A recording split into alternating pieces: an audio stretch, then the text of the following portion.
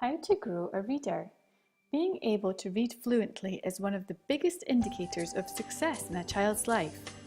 If a child doesn't learn to read well and isn't given the opportunity to develop a love of reading, then education is often an uphill struggle. We want to make education as easy as possible for our kids, right? So, how can we as parents grow readers? How can we help our children to love books and stories? Well, here's my story, see what you think. I had my son when I was quite young, so the statistics say that we shouldn't be doing very well now. But that's just not the case. We actually have a pretty amazing life, and here's how. Because we read. When my son Sean was born, I gathered together as many books for him as I could. He had a whole wooden cart full of them before long. I loved sitting down and sharing our books together, and it is something I remember doing with my mum and dad when I was little too. From before my son could sit up, we would be sharing books together, right from the start.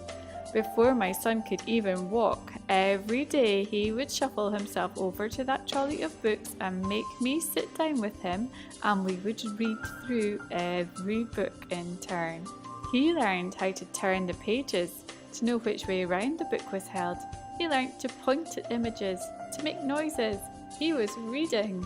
Not the words, but he was reading and making sense of those books, and he loved it. Every grown-up who came to our house would soon get a book to share with Sean. The wooden book cart was never far away, and Grandad soon became a favourite book sharer. As Sean grew, I continued to naturally help foster his love of books. As a young child, everyone we knew that we loved books in our little house. So mixed in with the other toys and games, my son would always get lots of books as presents. His book collection quickly grew out of the little wooden cart and onto a proper white bookshelf. We also had two big treasure chests in our sitting room. One was blue and filled with toys, the other was red and filled with books. As a toddler growing into a preschooler, Sean was able to rummage in that treasure chest of books and take out whatever book he wanted to look at. Sometimes he would look at books with me, and sometimes he was happy to turn the pages and read the book himself. Every night, no matter how tired I was or how trying a day we had had, I would read stories to my little boy in bed. Sean would choose which book he wanted from his white bookshelf, and we would read and read. I had to start the rule of 3 because Shawnee just wanted to hear stories all night long. Many times I wouldn't really like one of the books. An alphabet book was a favourite of Sean's for a long time, but it wasn't very exciting for me to read. But I wouldn't let it show in my reading voice. Somehow I knew that his choice was important.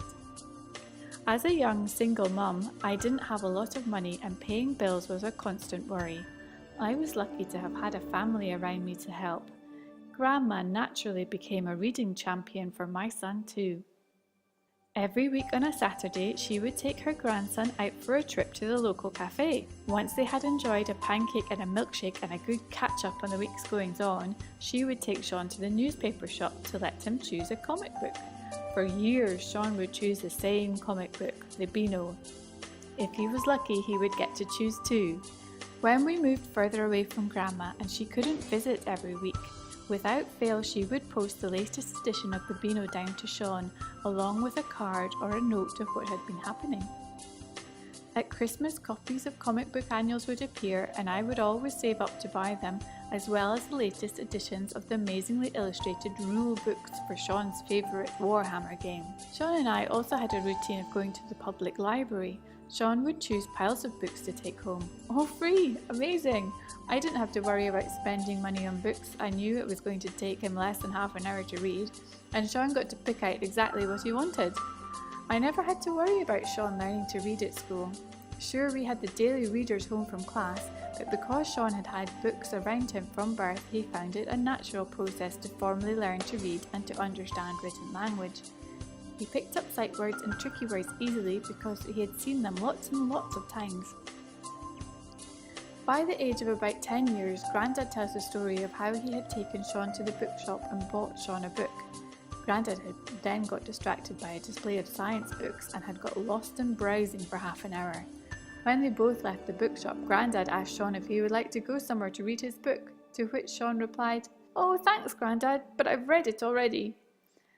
Sean continued to grow his collection of books at home through gifts and presents. Then as a teenager he discovered second-hand bookshops, and together with his pocket money he was off.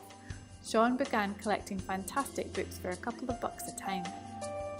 Sean's reading has now taken over mine. He has a much bigger book collection than me, and that is just fine and how it's supposed to be.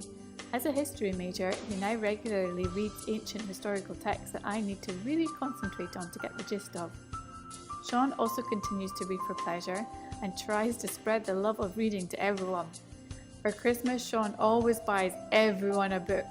I love him for that. Every child should have this chance. Even if you're not a reader yourself, don't let this hold you back from surrounding your child with books of all shapes, sizes and subjects. If you can, find someone who does love reading to share books regularly with your child. Keep book sharing fun. Don't stress out about it. Let your child choose what they want to read, even if it is comic books. Comic books are great. Get them more comic books if that's their thing. Giving every child a love of reading gives them a support system for life. I didn't realise that at the time. I was just reading because it was fun.